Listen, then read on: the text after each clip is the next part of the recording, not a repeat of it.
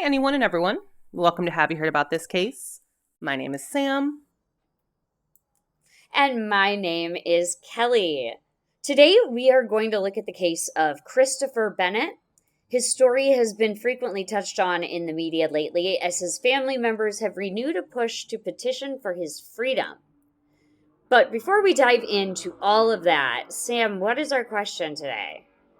I do think we may have asked this question before, but I'm just going to go for it because honestly, I don't remember. What is your favorite horror movie? That is a very good question. Thank you for asking. I know you're not huge into horror movies, but I know you've seen quite a few. You guys, I know it's not on brand for us, but I am very scared of horror movies. And that is because I saw the movie It when I was a child, far too young, way too young. And then it was so funny. I saw a Rocky Horror Picture Show, and I was like, "You're telling me that is Pennywise? Yep. Your shit. There's no way. That's Pennywise. He's a Renaissance man." But favorite horror, I generally avoid them. But I did think, you know what? It's old school. But I did think The Sixth Sense was really good. That is a great movie. It's a great movie. It, like, for its time, you know, like they had the twist at the end that was a little more than a little scary. You know, do you remember the scene in the hallway with the hanging people that only Haley Joel Osment could see? That I was like, oh my Lord. So I guess like favorite as in I haven't seen that movie in so long. I should rewatch that. It's a decent movie. And so I would say as far as like would watch again, Sixth Sense. Like for the purposes of horror, meaning I dislike it. Do not show your children it. It's so scary. Yeah, you were with me when I bought it on DVD. And you're like, I don't even want to be in the car with it. What about you, though? You're so much well-versed. You like horror movies. I love horror movies. It is hard to choose, but I think one of the ones that is just always a go-to for me, which kind of sucks because there's a lot of bad things that happened in association with filming it. But it is The Shining. And I know that can be fairly controversial. Oh, man, I forgot about The Shining. That's such a good movie. It's such a good movie. It's such a good book. Yeah, I think that's probably my number one. But also, for nostalgia purposes, I really love Psycho. Because that was, I think, the first horror movie I ever saw. You know, I think we've mentioned in the past on the pod that your mom had some film knowledge. And she was able to kind of tell you. Yeah, she took a class in high school. Yeah, and she was. And yeah, she knew I was like into scary things. So she sat me down. Right. When I was like 8 or 9 to watch Psycho and taught me about the filming and what she could remember from when she was in school. Oh, that's great. You know, that's pretty cool. Because I know positive, 100%. We talked about this on the podcast before. But I believe that that's the first one where they've used the visual effect of Norman Bates's face over the house at the end, like superimposed. Or am I confusing? Over the house, and I believe it was the first overhead shot ever used. Okay. That's fascinating because, of course, you know, I believe her name's Janet Leigh, the lead female. I believe so. I believe it's Janet Leigh, and that's Jamie Lee Curtis's mother. Mm-hmm. And then I believe in the remake, was it Jamie Lee Curtis in the remake? Mm-hmm. As the same character? Oh, that's nice. I believe, I could be wrong. I've actually never seen the remake. Oh, me neither. But it was a shot-for-shot remake with Vince Vaughn was Norman Bates. Oh, interesting. Yeah. Right? Interesting choice. How'd he do? Have you seen? No, you haven't seen it. I haven't seen it. Yeah, I was going to say, I don't know if I'm super interested in seeing how he does. I think I'd rather watch the original. Because the original guy... The original is just like knowing what the original is and how classic and kind of monumental into film it was. Just a lot of appreciation for it. Yeah, and I think the original guy they had playing Norman Bates was just a creepy guy. Like, No offense, actor. I'm sure you go out on all the calls. Like, I'm sure he gets call sheets every day that are like, we're auditioning for a creepy actor. You want to come out? And he's like, damn it. I'm not just the creepy guy. But kudos to you on the creepy guy thing because you did it really well. But you make such a good point with The Shining, and I get it. It is controversial, but it was such a good movie. That movie scared the crap out of me.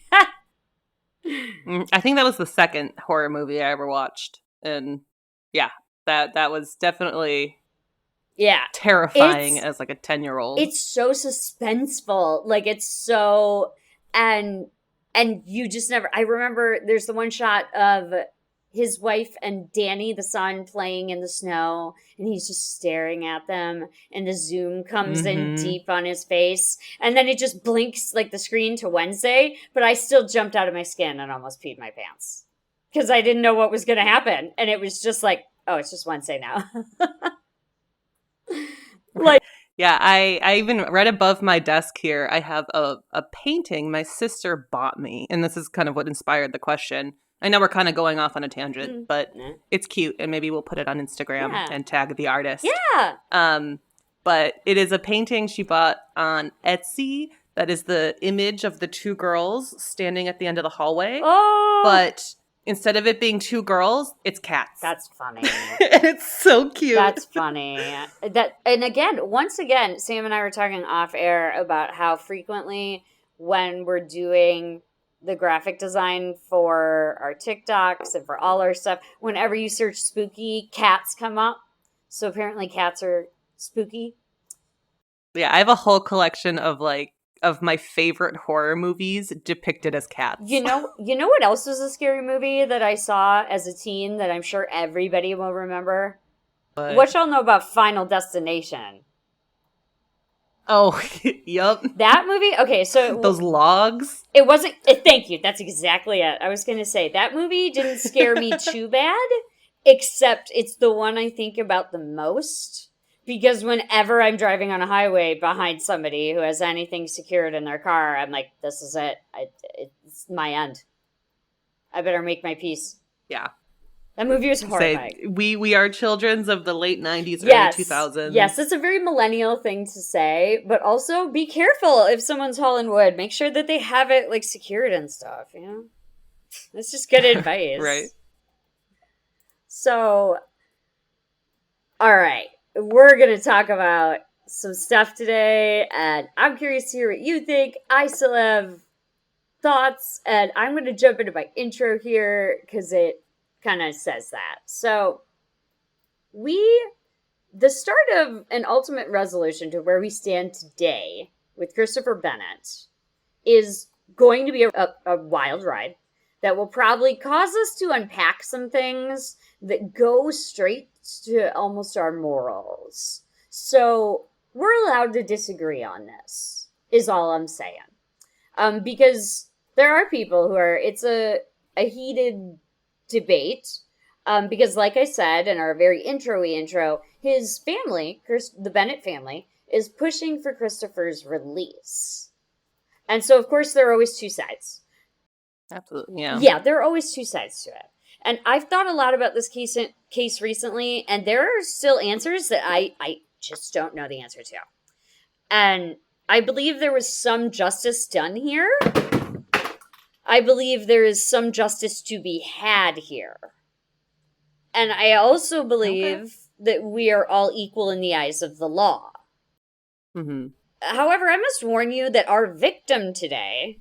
And that's right. In this case, we usually name our episodes for our victims. In this case, I named the episode for Christopher, and will refer to him as such, because I believe he was both perpetrator and victim. Okay. Interesting. Yes. The victim of the murder is a very serious child predator. Oh. Yes. It troubles me a lot. It still troubles me. If you think that will trouble you or upset you, please consider picking one of our other episodes. Like last week, we covered the Couch Tomb in Chicago City Cemetery, and it's a great kind of historical look at Chicago. Totally different from this case. But big heads up, you guys. this involves very serious child abuse. And that is what has created this sort of divisive opinion on Christopher Bennett's ultimate fate. So let's begin to talk about Christopher Bennett. During this case, he resides in Craigsville, Virginia, as do all the occupants.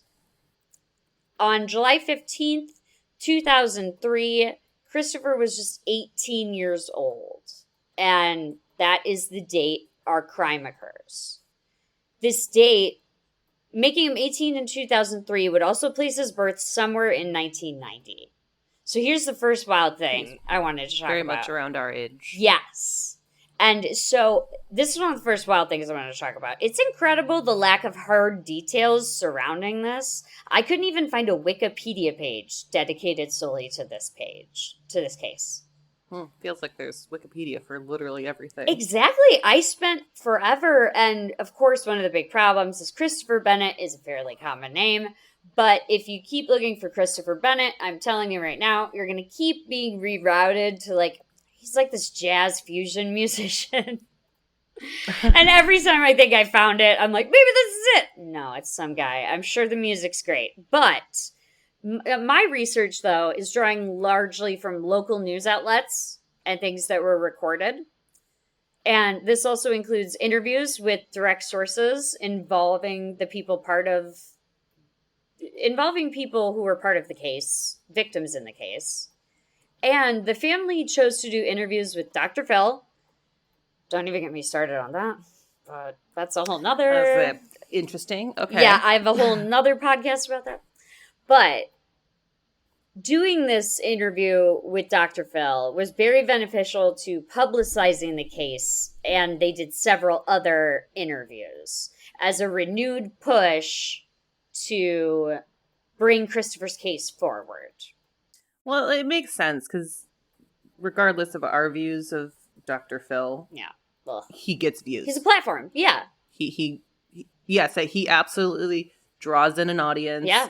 And if that's your goal, you pretty well accomplished it by being on Dr. Phil. Exactly. And I think that is the family's main goal right now, which is to continue to keep spreading the word about Christopher, because we're going to see here later in the story how the family appeals to the governor and how the shifts in who's elected change their tack. But a big thing was they did several other interviews. So I peeked and pooped and popped around at all those interviews. None of them, I reviewed at least 9. None refer to his birthday, his mother's name, or his biological father's name, or when his mother remarried. Because she does. So none of that anywhere. And I was pretty surprised by that. Yeah, I've come across cases like that where it's just, it makes it so hard and you kind of question of like, you should cover it because you don't want to leave out information, but if you can't find it, does it take away pieces of the story or not? Right, exactly. So so that's why I say that, like, as far as publicized information, there's not much about his family and or childhood except what is directly related to the crime. So we have sparse details of his childhood and his parentage. We do, however, have a lot of direct quotes from Christopher's 2 sisters who experienced the home and were there for the crime and are now of age where they feel they can speak of this. Because as I said, once again, terrible warning for child abuse. When this case first came out, they were too young to really speak on it. And so the only thing we do know is that Christopher suffered incredible abuse of many different kinds at the hands of his stepfather, Vincent D. McDorman. Oh boy. Yes, so Vincent D. McDorman is our victim. And he is also a child predator. Christopher is his stepson. And then these 2 sisters who he has, from my understanding, are his biological children. However, once again, they're only referred to as sisters in the 9 articles. And it was never said if they were Christopher's full blood sisters from his mother's first marriage, or if they were in fact children of his mother and Vincent McDorman. So that's a little unclear Okay. there. But yeah, so we have a stepfather situation going on. So, okay.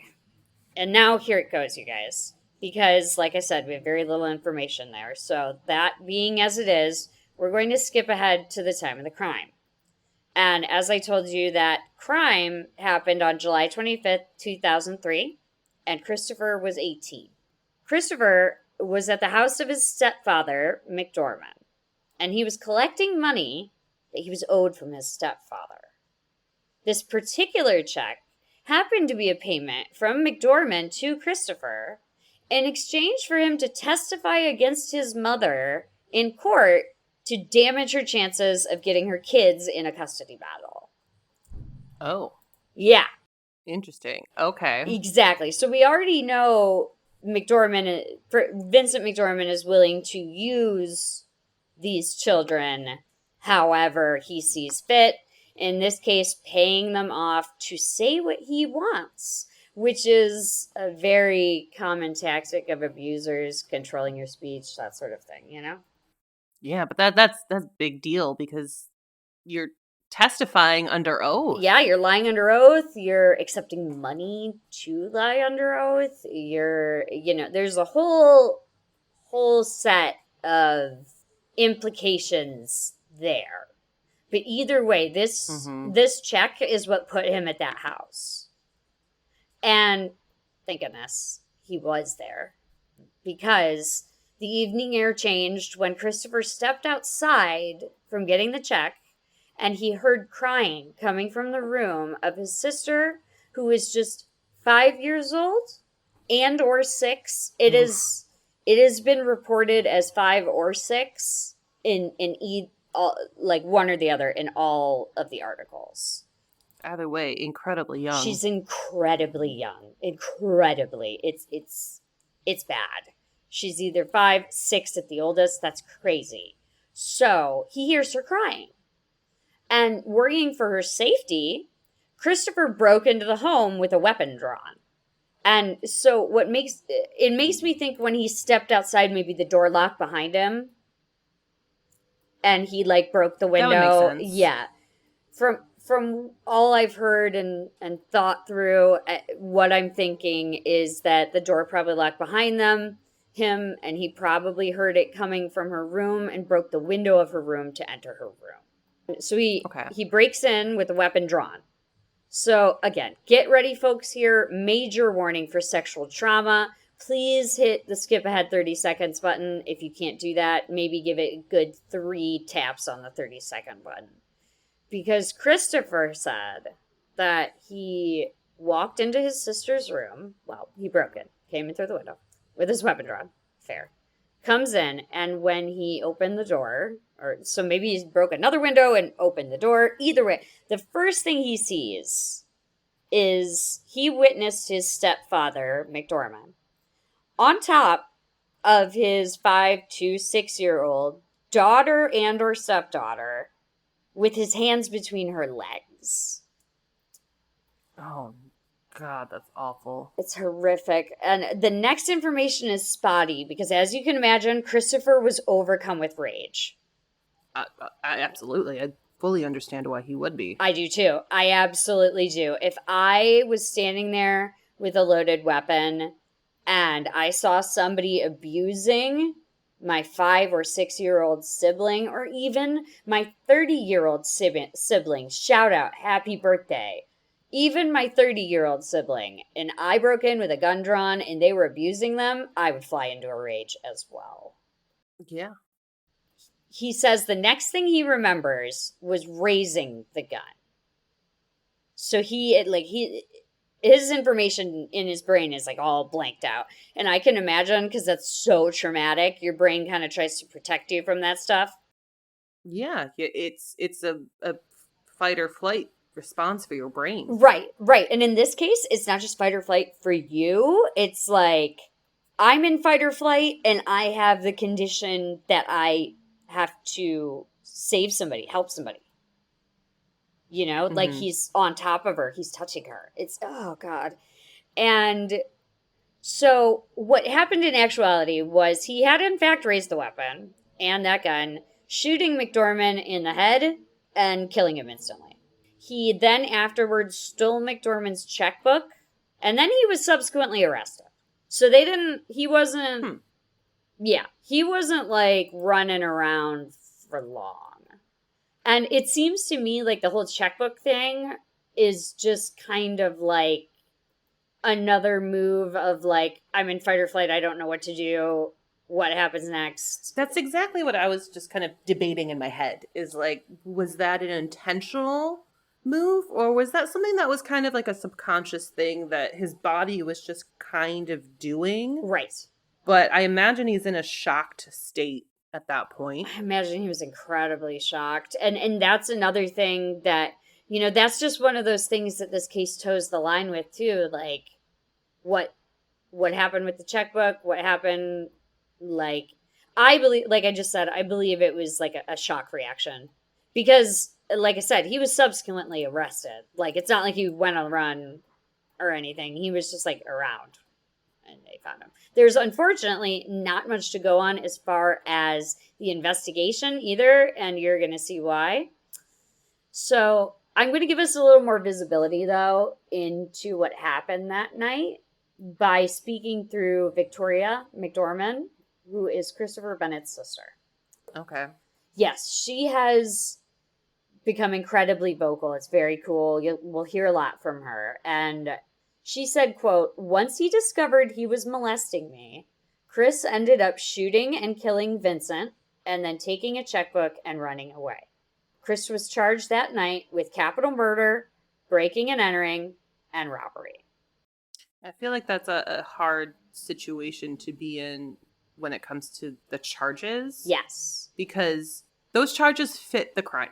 correct. Like, just in the definition of everything, they fit the crime. Correct. But Don't they it's though? that, like, other evidence that brings in more of a human factor to it. I know. That's why I was so fascinated with this case and why I wanted to cover it right away. Because I was like, all those charges are what happened, but question mark, you know? Mm-hmm. In another horrific turn of events that may have contributed, Vincent, the stepfather, McDorman, he had also been accused of physically and sexually abusing Christopher's mother. And that perhaps Hmm. served as part of Christopher's motivation to kill Vincent after allegedly finding him molesting Victoria, which is, she now confirms that he was in fact doing that. The mother has been relatively silent. I haven't seen any statements from her. But in one source, it did say that that potentially could have contributed to it as well.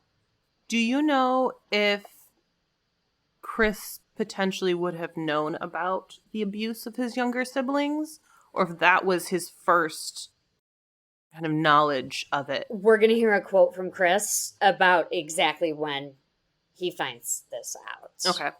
Because I was going to say, is this like just kind of a shocking like proof of a pattern Yes, ma'am. when it comes to Vincent? And but was how aware was Chris of the whole pattern in itself? Yeah. And he tells Dr. Phil about it, which he should tell somebody with a platform.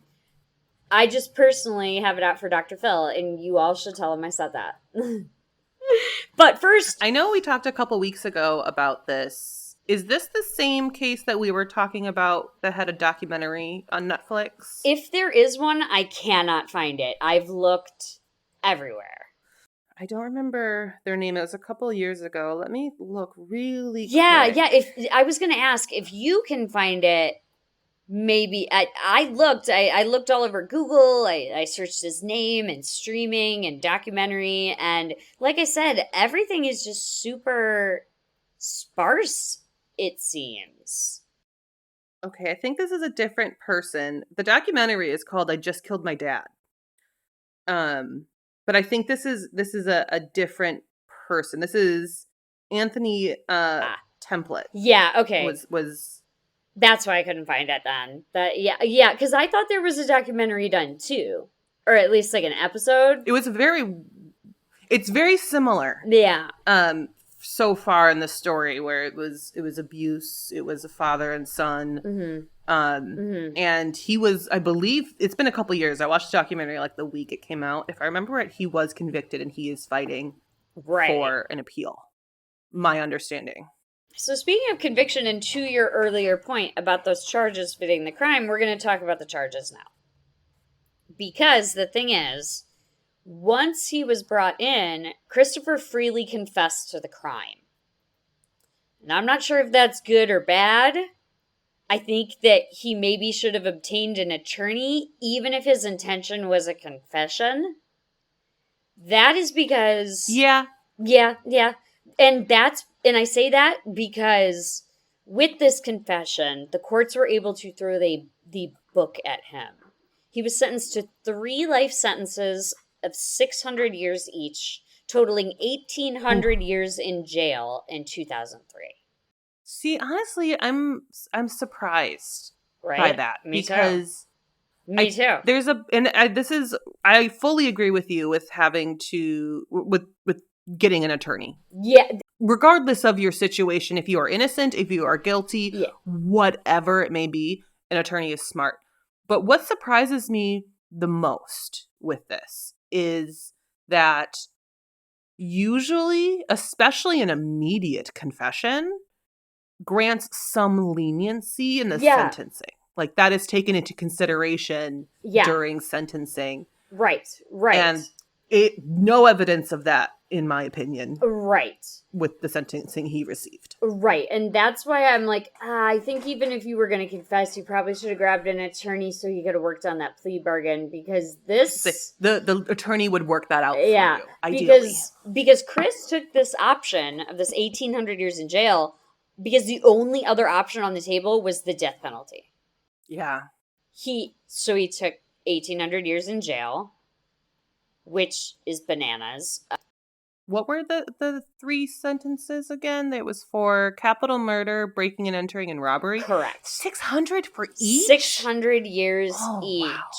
So yeah, his charges: capital murder of McDorman, breaking and entering because he heard his sister crying, he broke into the house, robbery, took the checkbook. 600 years for each of those. Each 3 warrant? I don't think they each 3 warrant 600 years apiece. Like, you can make the argument of capital murder. Capital murder is taking somebody else's life. Like, maybe you can argue that, but breaking and entering and robbery? 600 years? And okay, so here's the thing, too. I just looked it up, and this is, as of today... It is from an article called Virginia's Capital Murder Charges and Devastating Penalties. And a capital murder charge under Virginia Code 18.2-31 defines what can be considered a capital murder as a willful, deliberate, and premeditated killing of a person under these circumstances. The murder was committed while abducting someone, either to extort money or other pecuniary benefit to defile the victim. So, that's as of now. This is happening in 2003. If I were an attorney, first of all, he didn't abduct anybody, he didn't extort anybody. And I think... Exactly. I'm like, does it quite fit that definition? I was going to say, I think even the pecuniary benefit thing, to defile them, I think even that's a reach. And then you have that magic, you have that magic word of premeditated. I don't think Christopher was walking around thinking, I'm going to kill him. He was accepting money from him. He was at his home. But I don't know. That's not what premeditated necessarily means. That's a very, very common misconception, though. In reality, premeditated can be the 2 seconds he took to raise that gun. That can be considered premeditated. Because he made that choice in that moment to do it. So, he did. The premeditated thing, I think, can easily get super caught up on. Mm-hmm. But it's very difficult to determine premeditation in a lot of cases. But you can almost rely on, something is premeditated because a split-second decision can still be classified as premeditation. Yeah, and in this case, he did confess to remembering raising the gun. And so, like, the premeditation, I fully understand in how they would have convicted him of that. Yeah. But it's like the difference. I'm not sure. Some states do this differently. So I guess this would just kind of depend on. You said this was Virginia. Virginia, yes.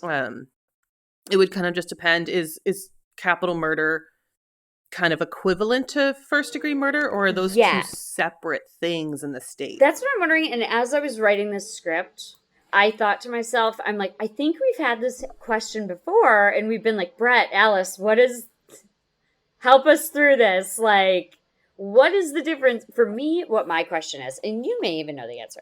What is the difference between malice and aforethought, which qualifies you for murder one, and what is premeditation, and how do those two go hand in hand, or are they different?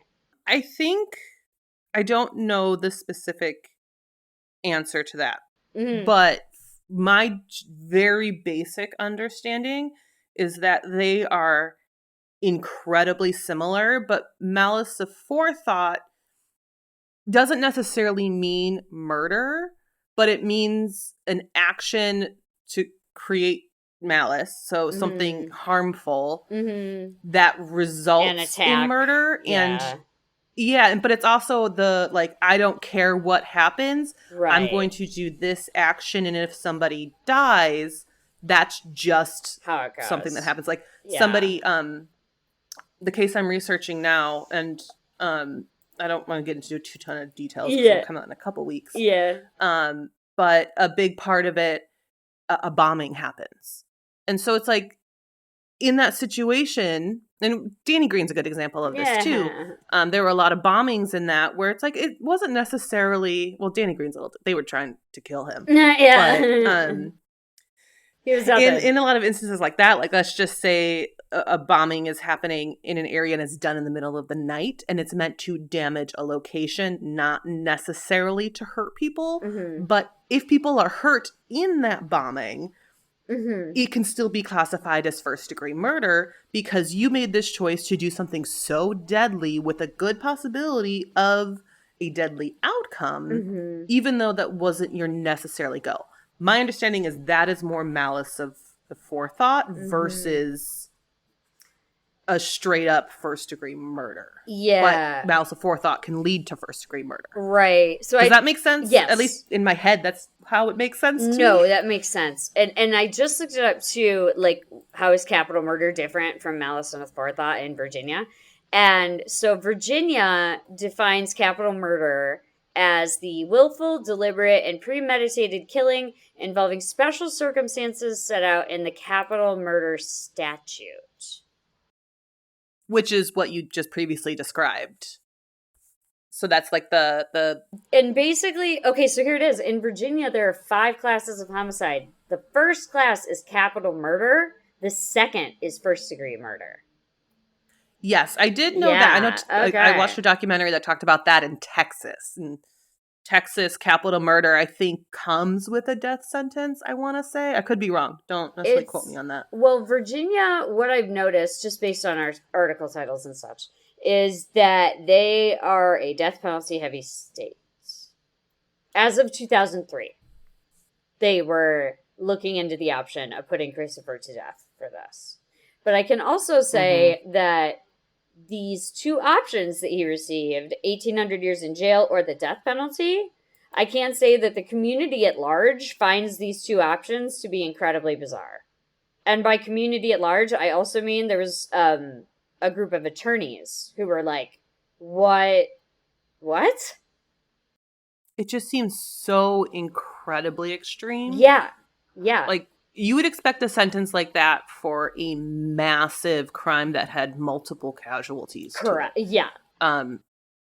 But you have one here. Yeah, I'd expect an 1,800-year jail sentence as somebody who did a bombing, like you just said. Like that's what I would expect. And as of now, Christopher served 21 years of his sentence. So he's served longer than a lot of murderers have.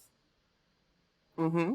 Yeah. He's so that's all my visibility into the charging and sentencing. And I think it's just because he confessed, and so they threw the book at him. And there's no mention in any of these articles about what kind of attorney he retained, if he was given an attorney, or if because he confessed, he just went in front of court and admitted everything.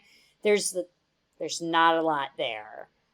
Mostly because obviously mostly what people focus on is like 1800 years in prison. What? So it's like so I don't have and especially like an investigation, there's not really one here because they already have a confession and a And witness. the evidence that they have fits with their confession. Like, Right. they don't have to go too far in depth with that. Yeah. All right. And now we're going to talk a little more about Christopher's awareness of what was happening in the home and what happened to Christopher that may have led to what we see. Because the thing is, once again, I'm trying to toe the line here because I understand that we're all equal in the eyes of the law and that we're all valued humans in the eyes of the law. But it's very difficult for me to suspend my disbelief and bias when this man is such a serious child predator. Because we have another heads up here for horrific child abuse. So skip 30, skip 30, skip 30, skip 30. So in a heartbreaking glimpse into his past, Christopher explained to Dr. Phil on his show that his stepfather had been molesting him since he was young. And he never knew that his stepfather would target his little sisters until the moment he witnessed it at McDorman's home that night. Mm-hmm. So that's what I was wondering is like if he had more of even just like an inkling, like where he wasn't confident, but he thought that was certainly a good possibility that was happening. Mm-hmm. Yeah. I think that completely changes the mindset as well. Mm-hmm. That leads more so to premeditation. That leads more so to those more severe charges if this was kind of in the back of his mind for a long time. Right, but also it goes to that fight or flight thing we were talking about before, and like the blanking out in your brain and the rage. Because he probably exactly, it's a shock. He probably thought like, well, he was molesting me my whole childhood. Like, he wouldn't turn it on my sisters. They're female. Like, that's probably what he thought. That I can only guess. That's conjecture, but he did not know until he broke in that night and witnessed it. So I think that accounts for that whole blind rage thing happening. It makes sense. But there's still a huge question here of what were his actions justified, and clearly the court says no. Right. But was it justified versus attempting to find another avenue to get them help? Right. And that's the hard part because that would take a whole lot longer. Right. And there's a lot more risk of more harm happening. But you have to take all of those routes before you can attempt to claim a self-defense. Correct. That would potentially lead to murder like this. Right. It just goes to that thought of like, what is vigilante justice and what is our justice system? I don't know. Like I said, there are still questions I don't have answers to. And his case brings up a lot of them because, again, trigger warning, hideous sexual abuse. It was later revealed that McDorman had been molesting two of Christopher's sisters as well. Victoria, who we already heard from, and Cassandra. Yeah, like that. It's such a hard, like, because yeah, so we now have I'm a strong believer children. in somebody who makes that decision to blatantly murder somebody. Yeah. Like, there should be some accountable measures taken. Yeah, exactly. It's hard for me to sit here and know that he's in prison for 1,800 years. I know. And we're going to hear a lot of stuff. We're going to hear a lot of stuff from, like, I refer to them, but I always cite them as where they came from because there's a lot of petitions about this. There's a lot of grassroots support about this. So there's a lot of stuff in there that is not totally verified. And in these sites, a lot of them claim that Christopher had been trying on multiple occasions to get the girls removed from the home. Oh, interesting. Okay. That's why the father was in the custody battle with the mother, and that's why he was paying off Christopher to testify against her. But that's why I didn't. It's kind of an odd juxtaposition there because he's accepting money to testify against her. I was just about to say that. I already forgot about the money. Right. What was he planning on taking the money and then turning on him? Right. That's why I wanted to say it's unsubstantiated that he reached out for help, and I think that would be an odd circumstance. I think like the girl's mother may have done that, but some are claiming that CPS was sent to the home and the girls were not removed. However, that is confirmed nowhere in like reputable news outlets. So just heads up there. And as awful as I'm sure it is to unpack your deep-seated trauma about your own father's horrific practices to Dr. Phil, it did help the family's Change.org petition reach more than 150,000 signatures. Wow. Yeah. The Dr. Phil appearance also brought attention to the lengthy sentence Christopher received, one that some contends falls into the category of cruel and unusual punishment, despite the fact that Bennett, Christopher, agreed to accept it via the plea bargaining agreement. But again, the plea bargaining... He didn't really have much of a choice. Yeah. At least taking the 1800 years has a chance for an appeal. Exactly. I was like, well, yeah, I mean, his other option was to get put to death, so yeah, he accepted it. But it brought people's attention to it, like 1800 years, what the hell?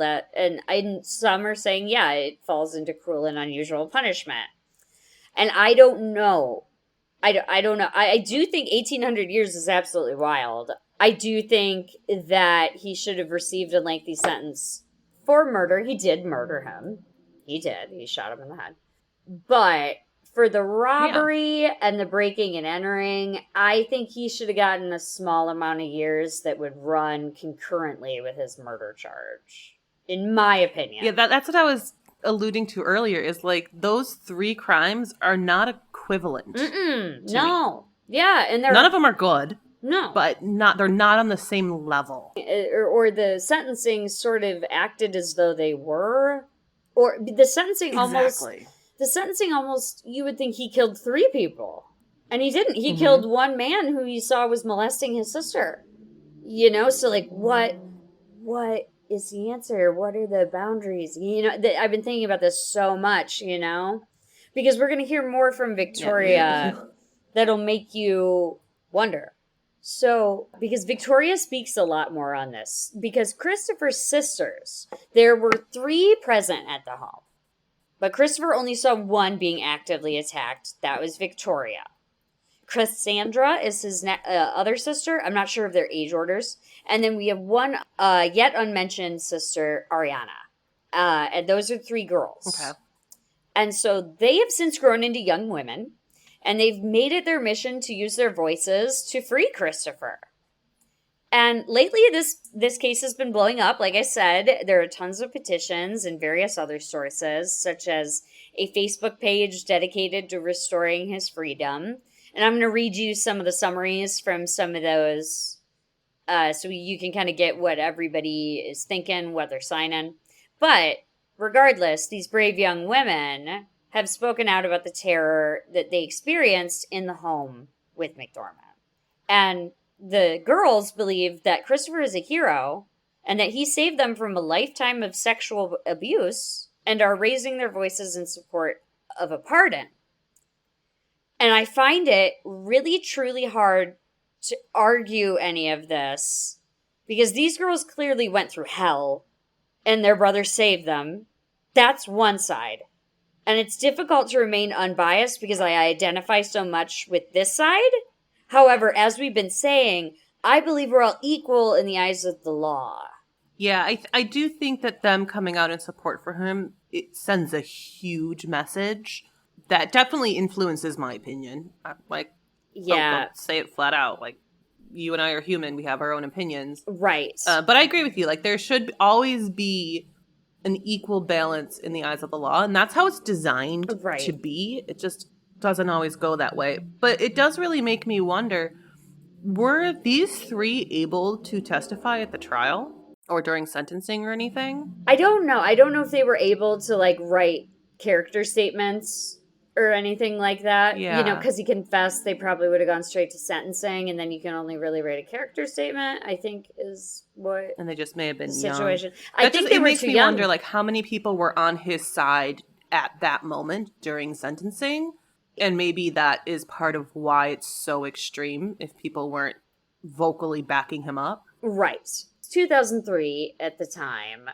Yeah, it does make me. It's just when the victims of a crime perpetrated are coming out and saying this is what happened and this is what would make me feel justice, I find it really hard to turn away from that. And I have to remind myself like, wait, unfortunately or fortunately both those things. We're all equal in the eyes of the law. And Hmm. Vincent McDorman is just as equal in the eyes of the law as Christopher Bennett. However, like I said, I think there was some justice done here, and I think there's some justice to be had here because I do not think the sentencing is correct, in my opinion. In my opinion. It just seems like a whole new level of extreme Yeah, compared to the crime. yeah, especially, and especially if you know the details, you know? And so we're going to jump ahead. All that was, you know, the sisters have grown up and we're now to 2020. And what happened in 2020 was Christopher's family and supporters gathered at a rally where the house that inflicted so much pain on the siblings stood. The house has since been razed, totally gone now. But, quote, this place right here, this is where it happened. And I look around, and the only thing I see is that house and no way to escape it, Cassandra said about how the experience still haunts her after all these years. Yeah, I can't even imagine. I know. She goes on to say, quote, even as an adult, there's no way to escape it, and I don't think anyone should feel that way, end quote. Yeah, I can't imagine what's truly going through her head. Yeah. And Yeah, because this is a different sister as well. I could understand. Remember, this is not Yeah, this is they've all Cassandra. gone Yeah. through it. It sounds like. Yes. So this is Cassandra backing up Victoria and reiterating this. Yeah. Well, that's why I wonder, like, how much influence did their comments have during sentencing? Because Right. I'm feeling like there wasn't a lot, or they weren't taken as seriously due to their age, Yeah, I think it was a or big the time. court didn't want to put them through having to make a statement. I like there's a lot of different scenarios there, Yeah. but it just really makes me wonder who was on his side in those moments. I think it's big time the last couple things you said, which was their age and like reliability of their testimony, and do you want to put Victoria was only 5. And again, I don't have ages on the sisters, nothing like that, but they were all young when this was happening. So Yeah. there's always the chance the court was like, listen, he already confessed. We're going to sentence him. There's no reason to bring these children, Hmm. to relive this. Yeah. Because she speaks again, and at this time, at the same time that Cassandra speaks and the rally is held, they started an online petition for his freedom that needed 200,000 signatures in order for it to make its way to the governor of Virginia at the time, Ralph Northam. In the Dr. Phil episode, the family appeared on to create more widespread knowledge of Christopher's case. Cassandra bravely also spoke out saying, quote, I miss him so much and I want him home, end quote. Yeah. Like, I imagine, which I think is something I hope that they're probably not going through, but I also imagine that there could be guilt Yeah. along with that, where he took these steps to help protect them, but he's paying for it. Right. And I hope that that's not true. And I hope that if that was true at any point, that they've been able to kind of move past that emotionally. Right. But I could understand that. Yeah, and we touch on that slightly, but we're going to touch now on something that is quite troubling, you guys. So once again, if child abuse, if you can't take it, once again, we just did a great episode on Ira Couch and Chicago history. You'll love it. It's very great. We love Chicago. This is very bad. So get ready. The Change.org petition for Christopher's release as of today, 2024, has 194,346 signatures. In the Change.org petition's description, which we have to remember is written by a friend, a family member, a good Samaritan, whoever started this, gives a statement, and I have not been able to verify this anywhere else. But if it's true, I'm physically ill. So skip ahead. The statement suggests that Christopher not only heard his sister crying, but heard her say, quote, "Stop touching me, you're hurting me," end quote. Oof. Yeah. That's hard. Yeah. That's horrific. That's, you can't ask for a stronger reason to break into that home and help your sibling, you know?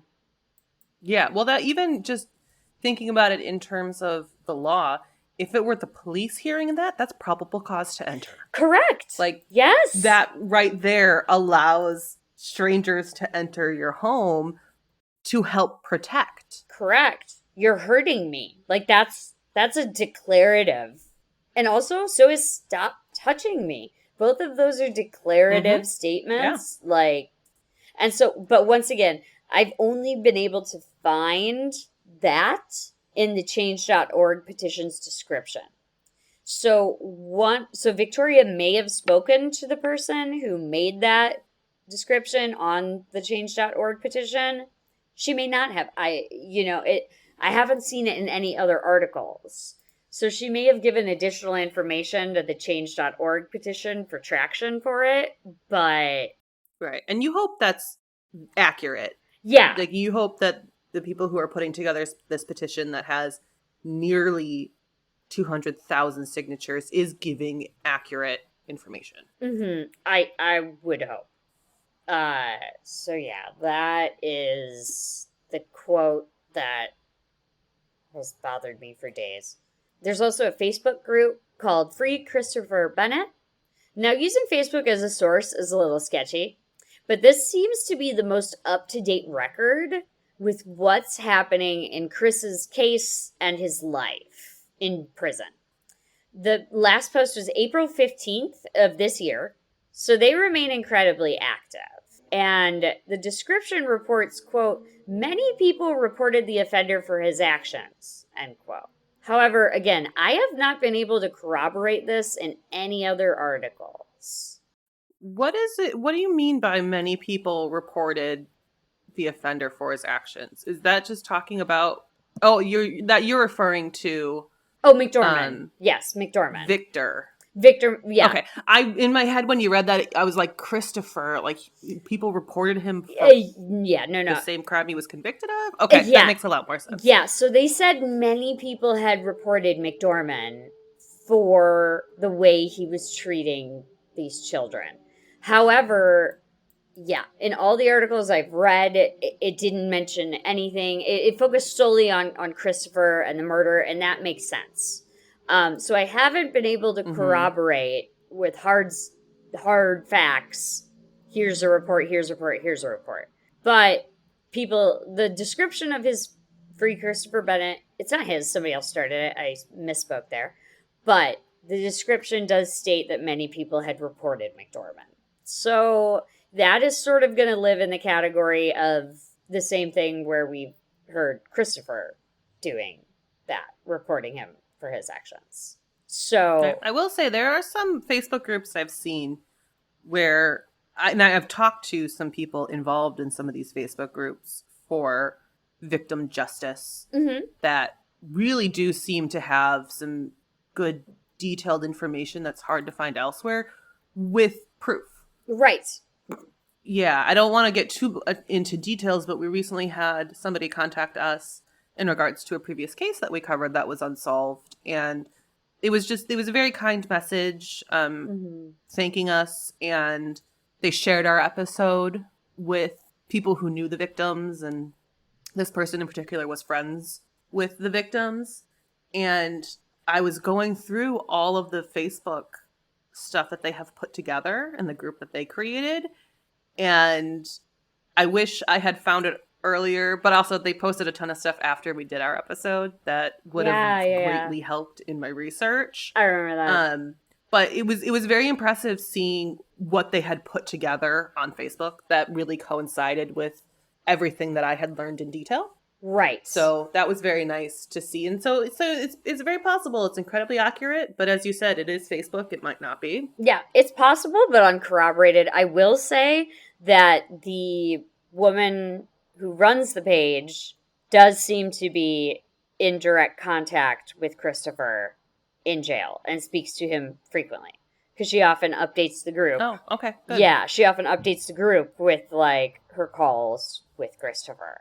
Yeah, you that's the sort of information that you want out there. Like, it still can absolutely be very biased, but having somebody directly connected to it, providing the information, I think is a big difference on how accurate it may be. Yeah. So she's for sure speaking to him. And that was, okay, so 2020. And then in 2021, dozens of people from around the country descended on the capital of Virginia to plead Christopher's case. Quote, so on behalf of everyone in Atlanta, in Georgia, and all across the United States, I'm asking that this governor please grant him clemency, one speaker said. So that was 2021. See, I don't know if I fully agree with that. Yeah, I don't know if clemency is the right word. Yeah, say that's basically saying like forgive him and let him go. Right. I do think that it should all be reevaluated. I do too. Yeah. They should absolutely land on someone's desk for review. Because the fact is, like I said, he's served already 21 years, which we've seen cases, you and I ourselves, that murderers have served less. Yeah. And even like, I'm not saying that he shouldn't receive clemency, but I think it should be reevaluated and given a really in-depth look. And if that is the outcome that seems most appropriate, then yeah, absolutely. Yeah, absolutely. I'm with you. And even if it's not like a full clemency situation, at least review it so you could maybe say, okay, you've served 21 years, in X amount of years, we'll start looking at you for parole. Because right now he doesn't even have that option. Yeah.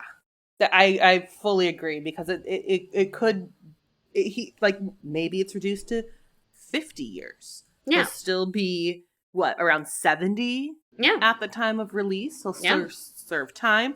But that potentially gives him a little bit of a chance to at least live a semi-normal life. Right. At some point. At least live a life where he's not being abused and having to worry about his sisters being abused. And, but I do think murder is legal. I think that it's in the law. I do think that. So, like I said, this whole episode full of questions like that, you know?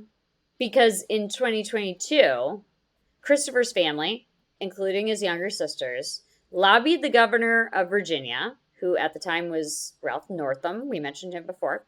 And they lobbied him to pardon Christopher of all charges. So all of the victims in Christopher's family want him pardoned. I understand why they're fighting for it. I get it. Yeah. And Northam, the governor, he's just about to leave office. So he had pardoned more than 700 prisoners. Wow, that's a lot. Yeah. So the family was just asking him to review a petition for Christopher's case. Like, their end game was like, pardon Christopher of all charges. But their real goal was to just get this case on the governor's desk to gotta start review somewhere. it. And that's where you want to start. Yeah, Right. I Please, fully understand that. yeah, please review it. And the whole idea of pardoning Christopher has swirled a moral debate amongst all who've pondered this case. Like Sam and I just did, many in the community agree with the family and think that Christopher has been, quote, punished enough for his crime, end quote. So, Yeah, I don't necessarily disagree, but I yeah, don't think I have the ability to say whether clemency or pardon or just a reevaluation should be provided more than another. But yeah, at minimum, I would say reevaluation. Yeah. yeah, exactly. Like, I haven't taken the bar, I haven't even served jury duty. I'm not equipped to say he does or he does not deserve clemency, or he has or has not been punished enough for his crime. I am just asking the question of why he was given 1,800 years and no chance for Yeah. parole when he did murder someone, yes, but he murdered someone in the act of one of the most horrific felonies you can commit against his own sister. Hmm. So it's a difficult question. But we have a voice here again that's more important because Victoria mentioned just what we were talking about before, how the family wasn't given a chance back then to tell their story. I felt like that was the case. I didn't like that's too much time to not have somebody standing on your side and defending you. Yes, because yes, so Victoria said, quote, "It was so quick to be determined that we weren't being abused or molested and that his reasoning wasn't correct, but they never spoke to us about it." End quote. Yeah. See that doesn't surprise me. And I think that in itself has the potential to grant a retrial Yeah, if the evidence wasn't properly evaluated and presented. right, right. And like I said before, the sisters now want the story spread far and wide in order to bring home the brother that they have called a hero home again.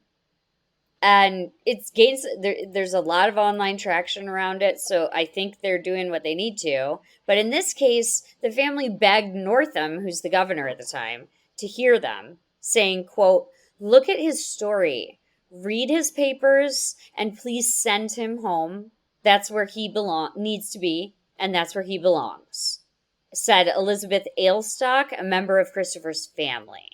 And they received a somewhat frosty response when the press asked about Christopher's pardon to the governor's office. And they returned with, quote, "Governor Northam has pardoned more than any people of the last 9 governors combined. He is continuing to review this and other pardon petitions and will do so through his last day in office." End quote. So it's like a non-answer in reality. I was going to say, that's not really an answer. I say Like, it's not a no. It's not like right, we don't want to deal with this right now, but it right. is just kind of like stop asking me. Yeah, Maybe we'll get to it. yeah, it's like, shut up, it's in the stack. I'll get to it if I'm not out of office. Because the first thing I read when I read this statement was like, he's pardoned more than any of the last 9 governors. And I'm like, okay, but that's not what we're talking about. We're not talking about the last 9 governors or how many people have been pardoned even by this governor. We're just talking about Christopher Bennett, his case, Mm-hmm. not how many people he pardoned. Among the news, Victoria has been the most vocal, saying with true gratitude for what she considered a sacrifice her brother made, saying, quote, "He gave his life for us to have a chance to have this because there is no way we would have survived," end quote. Because we're about to hear a little bit more from Victoria about what it was like living with McDorman. Yeah, and that's kind of what I was alluding to earlier with the feeling of guilt Mm-hmm. is kind of summed up in this statement, I feel like, where it's like they Yeah. feel like Survivor's he guilt. did so much for them. Yeah. Mm-hmm. That Yeah. they feel the need to try to help him because Yeah. they wouldn't be here without him potentially. Yeah. She continued to say that her brother was one of the most important people in her life, and that he was her hero and he's her best friend. And that's a direct quote. Yeah, I understand how she can feel that way, Yeah. and Yeah. I hope that she's able to kind of compartmentalize that and not have Yeah. that control her life. Yeah, But I which understand how she feels that way. yeah, and it's really nice because at the toward the end here, we're going to hear a little bit about more about Victoria and her life because she wrote actually there's a platform called orate.com that I did not know about. And we're going I've to never talk heard of that. about it. Yeah, it's for like small time journalists, articles, publications, things like that. And she wrote a whole piece on her brother and her case and what it was. She wrote a whole piece about what it was like that he saved her from, essentially. Oh wow. Yeah, so we're gonna hear a And that lot couldn't of be that. hard. That couldn't be easy to write either. I can't imagine it, but she did at the end. We'll talk. When in the wrap up talk about the end of her orate piece. But in the meantime, she also highlights that this crime happened when she was very young, and she had not yet been able to share her story on what happened. Like we said, Victoria says Mm-hmm. at the time she herself felt she was too young to share her side of the story. But she felt it was never fully explained, and so she's now making it her mission to get the man that she calls her hero out of prison. Yeah, that makes sense to me. Yeah. She said, quote, if he wouldn't have done what he did that night, I would still be in that same situation and I wouldn't have the chance to live the life I've had. End quote. Yeah, I do think that he really did save them from the situation. Do I think that that was the best way to do it? No. I think if you have any opportunity to not end anybody's life, that's Yeah, you want to take it. what should happen. Yeah, But that should be goal I one. do think that him stepping in and doing that impacted their life in a positive way. Yeah, yeah. Okay, oh, here we go. Or it's here in the next paragraph. But, so, as of now, the family has secured an attorney with the express desire to get Christopher out of jail. Quote, we're able to work with a lawyer now who's helping us advocate for Chris to be released and helping us with legal paperwork, Victoria said. End quote there. The attorney, Janet Lee, has been working with Christopher's sisters, who that they are now older, have corroborated the molestation that was taking place in 2003 and prior. Victoria also wrote a very beautiful piece for the site we just mentioned called Orate. Its tagline is first person news. So again, like small time, Mm-hmm. writers publishing their things. And I'm going to excerpt it a little here, but I highly, highly recommend that you check out the entire piece. And we're going to link it, of course, in our notes. And in it, I think it's notable that Victoria refers to her father only as Vince. Hmm. I think And that's like a yeah, kind of a disassociation, yeah, kind of a fairly yeah. common thing to not want to call them your father. No, I think that that's very warranted and very common, and she has just chosen to take that path. I think that's fair. And she also Yeah. describes him as her own real monster. And she said some children had the boogeymen, but she, quote, went to sleep afraid of my father, Vince, a man scarier than any monster you could conjure up in your imagination, end quote. Yeah. Well, when kids are scared of the boogeyman, even though they might not be able to truly comprehend it, it's not real. Right. This is a real And man. she was dealing with a real, true fear caused by somebody else. Mm-hmm. Yeah, the next thing she says is she describes how she rarely felt safe in her own home, with her father acting as sort of like a Jekyll and Hyde figure, where one moment he was like playing games happily with his children, and the next, according to Victoria, he was unrecognizable. Oh, interesting. Yeah. And also, okay, this is terrible, even worse. It keeps getting worse, y'all. So if abuse really upsets you, again, skip ahead. Virginia revealed how awful this tragedy was, saying, quote, he began abusing me as a toddler. Ooh. Yeah. Far too young for the big feelings I experienced, I wondered why the person meant to love me caused me so much pain. End quote. That's the saddest thing. Oh, it is. It really is. One thing that's very sadly not uncommon in situations like this is not understanding that this is also not normal. Mm-hmm. Like that not every kid is going through this. Mm-hmm. Yeah. They probably are like, And why it's like is almost this? like you're Yeah. forced to accept it, but you in your gut you know it's wrong, but you're so young that you can't understand what's happening. Yeah, you can't advocate for yourself. You can't say or really Mhm. do anything because you're so young. She was a toddler. Like, I can't. Yeah, that's so young. Abusing a toddler?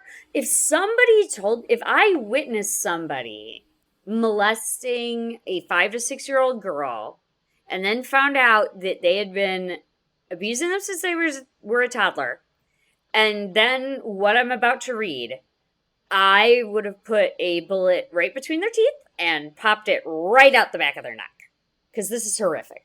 So I'm serious, you guys. This next paragraph, buckle up, and I mean it. I do true crime all the time. And this is really upsetting because Virginia on to describe a terrible cycle at the home where Vince McDorman would, quote, rotate through his female daughters, deciding who would spend the night in bed with him. Oh god. Is that not horrific? God. Chillingly, Victoria said, quote, like clockwork, we spent the night with him. Me, Cassie, and Anna. We knew whose turn it would be according to his shifting mood.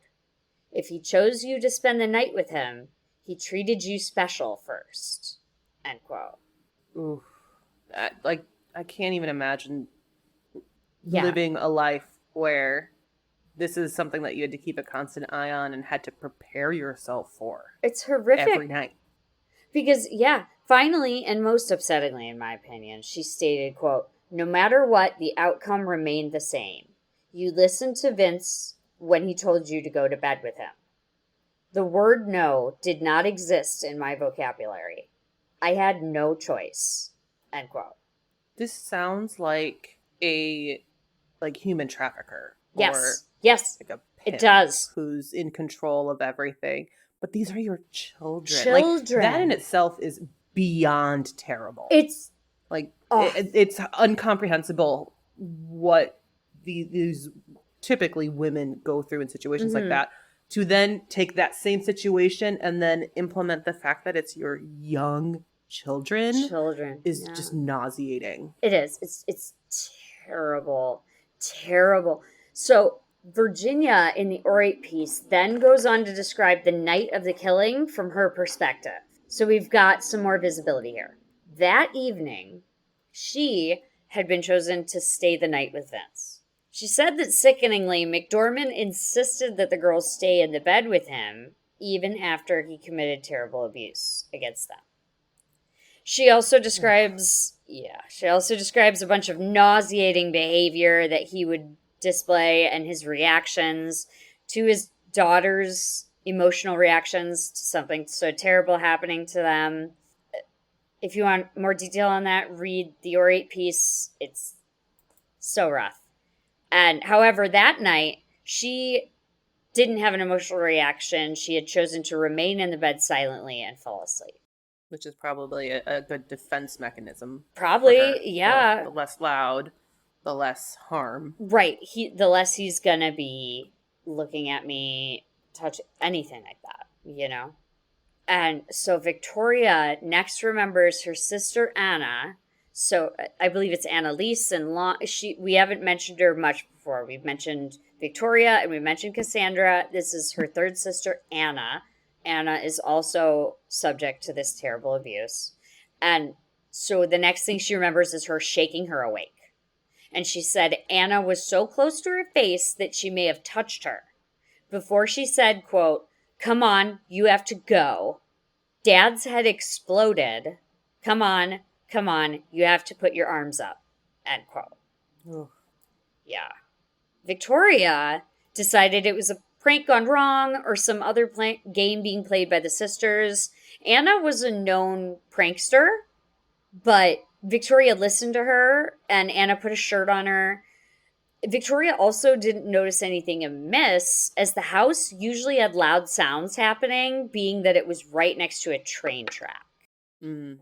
So that's understandably why she might not have woken up to a gun. Correct. So she said, quote, had an intruder entered our home or a gunshot fired, I blocked it out. My brain chooses what to remember from that night, even today, end quote. So yeah, I think it's completely Yeah, I definitely plausible. understand that. Yeah, I think it's totally plausible that she wouldn't Yeah. have heard someone break in and fire a gun, uh, or she might have heard the gunshot and thought, Yeah. oh, the train tracks are messed up. Yeah, I, I know for a bit of time when I first moved to Chicago, I lived with my grandmother and she lived right next to a small airport. mm-hmm. And I got so used to the planes literally flying directly over the house because she was like Yeah, blocks yeah, from the airport that yeah. like people I'd be on the phone with somebody and they'd be like, "What's that noise?" Like I can't like I can barely hear you. And to me, I don't even notice it. Yeah, no, I lived. Just because my body was so used to hearing it all the time. Yeah, I lived for a while by the L, and the track was warped by our apartment. So every time the L ran over this warp, it sounded like machine gun fire. It sounded exactly like somebody Oh, firing. really? Yeah, Actually, I hear that. I think I actually hear that sometimes because I live very close to where you lived yeah. in that section. There's a warp There's in the sometimes I track. hear Yeah. some weird noises exactly from that direction. Yep, there's a warp in that track. It sounds like a machine gun, so I completely understand how she would have heard a train track and maybe just thought, track's warped. I hear a sound. Hmm. It sounds like a gunshot, but whatever. I totally understand it. And so then Anna navigates Virginia through the home, trying to keep her away from the living room where Vince's body lay dead. Victoria said that her thoughts were racing, but some focused on her father and punishment. And this is very sad, and it goes to what you've been saying, Sam. She said, quote, Cassie and I both cried as fear washed over me in waves. I thought it was my fault because I did not listen. I kept crying and crying, thinking, this is my punishment because I'm a crybaby and a whiner, I told myself. I worried our heads might explode too, or the killer would return for us. End quote. So they don't even know that the brother was there, that Christopher was there. No. No. They didn't know. Wow. Yeah. God, that fear, because they're so young. Like I understand so why sad. they would be worried about their own heads exploding. They have no clue what happened to them. Yeah, they have no concept of what's going on. All of a sudden, he's just apparently this next. She next ventures into the living room, Virginia, and she saw Vince's body. And not to get more graphic than this episode already is, but she said, even though she was young, the head wound he had was quite obviously not recoverable from. Yeah, I can't even imagine. Yeah, I'm not going to further describe what Victoria saw because I feel like she's already been through enough, and I don't need to reiterate it. So it's quite obviously he was not going to survive. But at this point, Sister Anna then calls 911.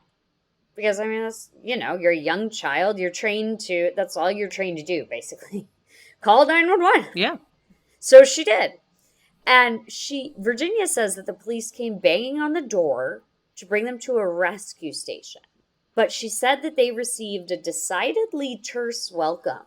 So once there, the police began their interrogation of Victoria. And she compared speaking with the cop to speaking to Vince. So they didn't bring in an advocate or anyone?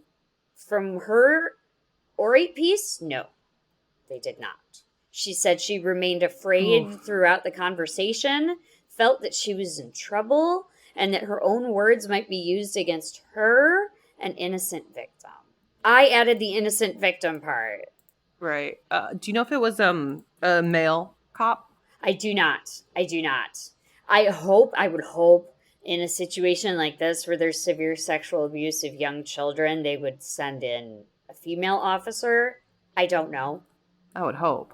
The fact that she's comparing it to speaking to Vince, Vince, it may have been a male. Makes me think But that they should be bringing in an advocate. They should be bringing in somebody who is an expert to speak to children who's gone through trauma. Like, Yes. Like a child, somebody who's like a child psychologist should also be there. But I don't believe so. Actually, wait. Here's what does happen, and it's fucked up, you guys, because what I think is notable about this interrogation is that as Virginia spoke, sometime between the homicide and the interrogation, her grandmother on Vince's side arrived. So Vince's mother is there now with Victoria.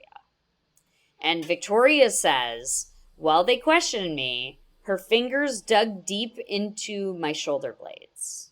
oh, yeah, that's not okay either. Yeah, that troubles me a lot. It's not exactly giving my son was totally innocent vibes. No, she probably lived with him for at least 18 years. Like, she Yeah. probably knows that he has minimally a dark side, and it's even possible that she helped cultivate it in some way or another. Yeah, wait till you hear some of this. She could have helped cultivate this, and she was clearly there only to advocate for her son and not worried about Virginia. Like, if you're digging your fingers into a kid's shoulders, like, And Virginia also says she no longer remembers the questions, only that tears fell down her face and would not stop. Yeah, I understand that. How that would be another kind of blackout moment, a fight or flight response. Exactly.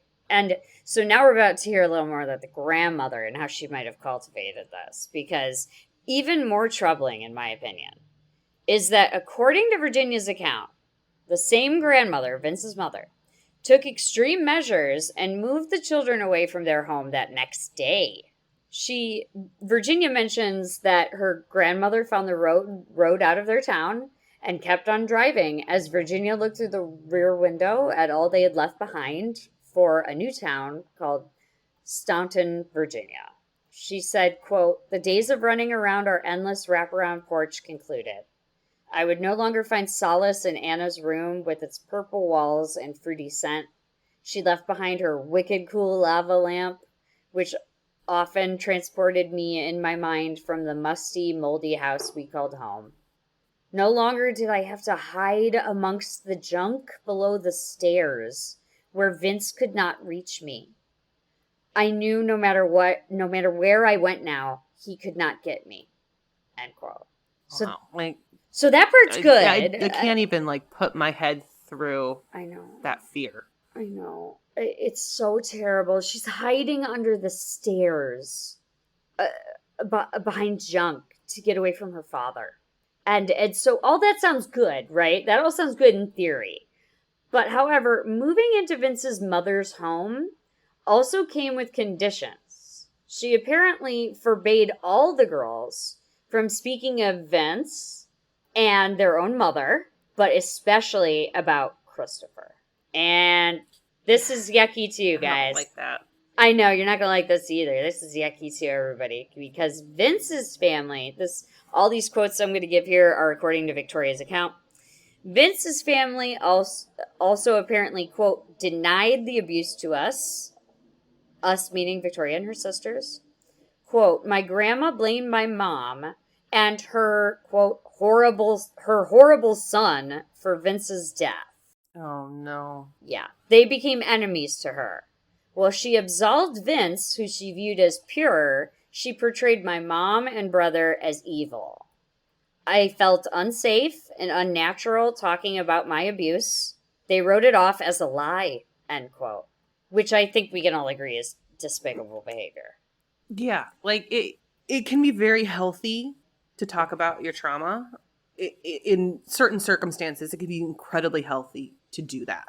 Yeah. And it can help you move past it, but completely banning that conversation has the ability to do so much more harm, and and then go to take it to another level to say that didn't happen to you, you are lying. Yes. God, that's awful. Awful. And it does exactly what you just said. Forbidding her from speaking about this and talking about all this Virginia turns inward, she said, saying, quote, when I realized Chris killed Vince, I felt guilty, like the blood stained my hands too.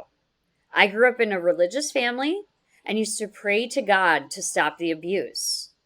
I thought God answered my prayers by sending my brother to kill my father. My prayers made it happen, and Chris took the punishment for my request. The fault laid upon me, end quote. Which is not true. Yeah. I say I fully understand how she feels that way because I Yeah. think that's a very natural pattern for your brain to go down. Mm-hmm. But you're right. It's not true. And I really, like, as I've said a couple times, I really hope that she has found a way to properly convince herself that it's not true. Yes, I hope that it has a great support system around her who is telling her, you had zero to do with this. None of this is your fault. None of this. Yeah. Virginia also shared that her grandmother absolutely, I used the word absolutely because it was in the article. Her grandmother absolutely wanted Christopher put to death for killing her son, Vince. And the grandmother's adamance about Christopher being put to death is what sparks Virginia wondering why Christopher has to die to put all of this right. Yeah, like is 1800 years not justice enough? Yeah, Like I'm sorry. Like, it, what yeah. is? Yeah, like that's so much.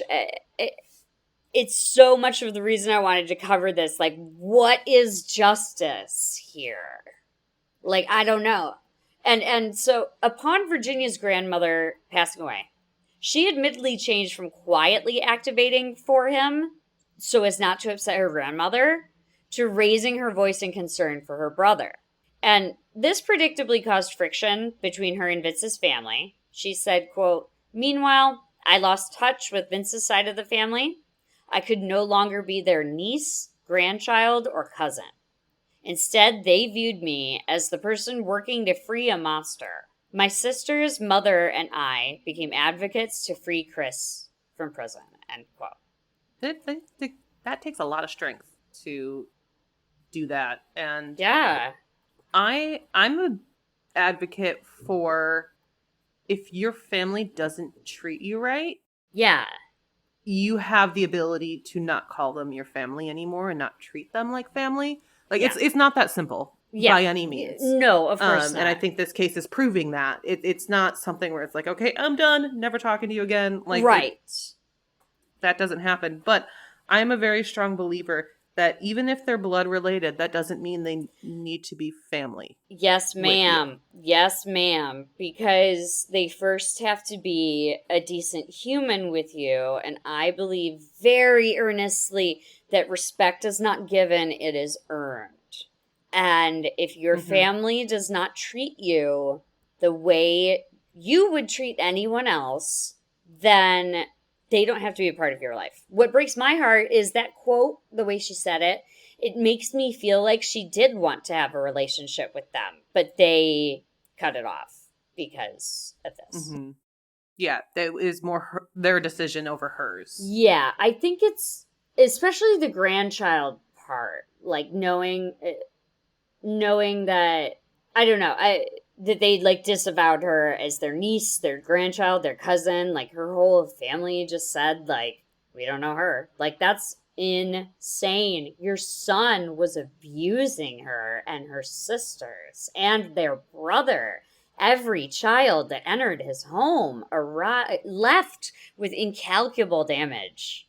One thing that with this, though, that I hope is the case, this is my assumption, but I hope she's better off without them Me around too. her. Me too. And Virginia closes the beautiful Laredo piece with, quote, I think most kids have superheroes like Superman, Spider-Man, or Wonder Woman. My superhero has always been my brother Chris. Chris could do little to make me feel any less for him, end quote. That's a beautiful quote. Isn't that beautiful? She, I think, truly is, I just think her words are the most valuable. So that's why I included so many of them. And I included a lot from the Oredo piece, but I highly encourage you all to give Virginia's story a read, because after all, in this case, she is the true victim here. Mm-hmm. She is the innocent party. And she spent her childhood feeling guilt for this, which sucks. So I highly recommend just giving her words a look, and remember that those are some of the most important accounts out there. She was there. Yeah, I think that they should have their opportunity to tell their side of it. Right, to and speak. be able to talk to authorities to at least give their side of it to determine whether that has the ability to influence a trial. Like, that's how it should be looked at. If they were able to speak back in 2003 during sentencing, would that have changed anything? Would it? Yeah. And from what you're telling me, yeah, I think it probably would have. Yeah, if she had the same voice, if she was able to write this Oreto piece when she was 6, then yeah, it would have had an effect. But she's a 6-year-old little girl. Like, what were you expecting? And then you're gonna just throw 1,800 years at it. My number just still blows my mind every time we say it. I know. I'm like, Jesus, so he's gonna die and get resurrected like 7 times and that guy's still going to jail? I don't understand. This seems like a waste of time and resources. But currently, Cassandra McDorman, so they've actually the sisters have kept the last name, which I found surprising. But take ownership over it. Yeah. Turn it into something good. Yeah. So currently Cassandra McDorman, who, like we know, is one of Christopher's 3 younger sisters, she is hopeful that the Free Christopher Bennett movement will persuade new Virginia governor, current seat-holding governor, Glenn Youngkin, to grant clemency after a strong push to get clemency from Northam, Governor Ralph Northam, the prior governor, failed. So the clemency attempt they worked so hard on and got all the signatures for did not happen. But now they are hoping to petition and persuade the new governor, Glenn Youngkin. And now they have the lawyer as well, who's able to help them sort through that legal paperwork. Yeah, which is very difficult. I'm going to pop this paragraph up here real quick before we do our wrap up. For those of you who agree with the movement to free Christopher, I wanted to give you some resources. If you want to join some movement, you can lend financial support for attorney's fees, and that can be done by contacting Morales at Arrington Law at 4050 Inslake Drive, the Colonnade Building. This will all be in our notes. Don't worry, it's Suite 190. It's in Glen Ellen, Virginia, 230600. That'll all be in our notes. Or by calling that office at 804-294-2719. You are also welcome to join the Facebook group in support of him. It's called Free Christopher Bennett. And currently the group's focus is calling Governor Glenn Youngkin's office to plead Christopher's case. That number is 804-786-2211.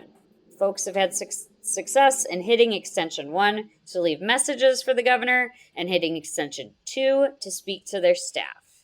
The phrase that they have been using for Christopher is that he is worth a, quote, conditional pardon to his staff. They have said that the office staff is very nice and have mentioned that they've gotten several calls about Christopher's case. Now we can recap our final thoughts. And as I said, there are questions here I don't know the answers to. So I'm going to ask some of them right now. Like, who deserves to be in prison for 1,800 years for killing the man molesting his sister? However, he did murder him, which is illegal. That opens the broader question of who deserves to be in prison. Is Christopher Bennett a hero, like his family says? Or is a monster, like his wicked stepfather's family says? Yeah, I think we've touched on a lot of it, but... We have. But I don't think I can say that, 100% he deserves clemency. Mm-hmm. I think that should absolutely be evaluated. Yes. I just don't think I know enough information and enough about the law to have an opinion. But I do believe that his case should absolutely be reevaluated and give the potential of a retrial, Yeah. Yeah. something like that, where you can look at all of the evidence in full instead of the tiny portion they evaluated for the initial sentencing. Yeah, yeah. I think that I would agree with you that I do not know enough about the law or about how that law acts in Virginia to say that he deserves clemency, like release him right now. All I, I do think 21 years is a can be a sentence for murder. yeah. I think that there have been murderers who have been sentenced to that and Oh, then yeah. released after 20 years or whatever. And Yeah. maybe he fits in that category, so clemency could be awarded. Yeah. Like I think that it just needs to be reevaluated to make that right decision. Yeah, there are a lot of moral questions here with Christopher, and I think at the very least we should do what you're saying, which is reevaluate the case. And even if you're not going to say, okay, he gets to go home tomorrow, you can at least say, okay, 1800 years is wrong and makes no sense. Even attorneys around us are saying that's wild and weird. Maybe we say, okay, you're eligible for parole now. Hmm. Or you have 10 more years. Yeah. Yeah, you can have so many more years before you're awarded parole. Then you can go in front of a parole board and they can make the decision if you have adequately served the sentence for this time, which it's Yeah. 21 years. I didn't see anything in any of the articles that he's had any disciplinary flags on him from the prison. So that would indicate to me good behavior. I think Hmm. there's I think there's a lot to be said for reviewing it, particularly now that the sisters can voice their story. Yeah. At the end, I wanted to say, just so everybody knows, as of today, as of the Oreto piece, when she wrote it, Victoria is doing well and she is engaged Oh. and she misses her brother, but she has said that she is, worlds away from the abuse now, and that the only thing that bothers her now is concerning her brother. So it doesn't really, like you said, it doesn't, it affects her life in a little bit in that she's engaged, but she doesn't want to get married until Chris can be there. I was about to say, like, I do hope that there is an opportunity where he can be standing alongside her, maybe walk her down the aisle, something like that. Yes, exactly. But this process can take a long time. It can. And I hope that she is able to still be happy in that meantime. Me too. And it does seem like she has found partnership and purpose in freeing her brother and she ends the very last sentence of the Oreto piece is quote, I focus on bringing Chris home before anything else. The rest of the world can wait, end quote. And I just think that's so Hmm. beautiful. Like clearly Yeah. she loves her brother so much, and that kind of transcends legalities. You can't really the Hmm. people you love sometimes do things that are illegal, and they sometimes do them in your defense, and that complicates things for you, as we've seen going over Victoria's story. But I do think that there's still a strong family connection there. There's support there. Her two sisters are there who went through it with her. So just a quick update on Virginia. I do think that she is probably as well as can be expected. Hmm. Yeah, so that's not a easy thing to live through. And it sounds like she's in a position where she's doing what she thinks is right. And Yeah, that's important. exactly. It's important, and that's why I said purpose, because, like, right or wrong, if you agree or disagree that he should be freed from prison, whatever it is, it's giving her purpose in her day to day Hmm. life because she believes he should be freed. So I'm happy for her that she has something that's, giving her purpose in her day to day, giving her something to do, that way she's not constantly thinking about the horrific abuse she dealt with or Exactly. turning inward like we saw and blaming herself. Hmm. Well, thank you all for listening to Have You Heard About This Case? If you liked this episode, please leave us a review on Apple Podcasts. And you can also follow our show on Spotify. You can find us on Instagram at Have You Heard About This Case Pod and on TikTok at HYHATC. Or you can email us at Have You Heard About This Case at gmail.com. Thanks, and we'll talk to you later. Bye.